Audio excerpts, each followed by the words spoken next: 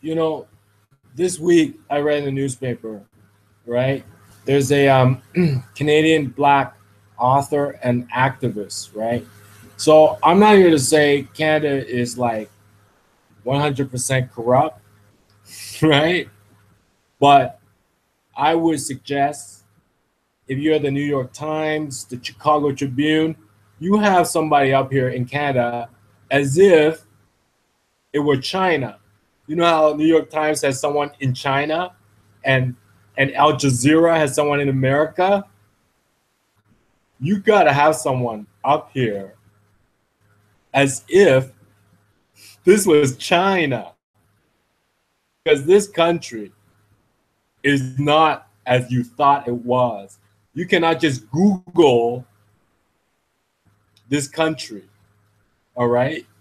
You gotta find somebody down there in each of your newspapers that want to come up here, just like overseas. You understand?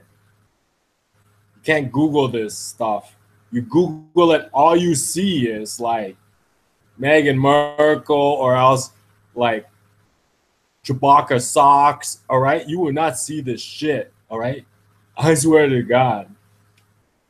So, getting past that, activist, and to be honest with you, deep inside, I say, why do you stay?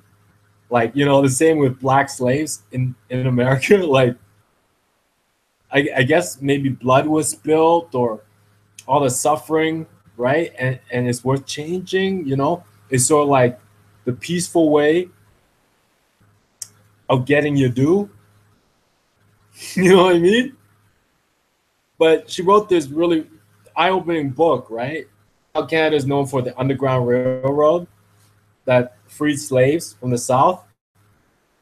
The offer was, it wasn't really freedom. It was like the British Army at the time, still ruling Canada, wanted to fight in our army. And if you're black, you get your freedom and a parcel of land, but you have to enlist. So if you took the secret Underground Railroad, you went up there, you enlisted with British Army, maybe you fought, and then after you left the military, you got parcel of land. But apparently, the predominantly Canadian culture called it a Negro problem. So it's not as you thought. It's not like this nurse Nightingale saying we got to free these people. It was like they were just military men. And then after they left military, they were second-class citizens.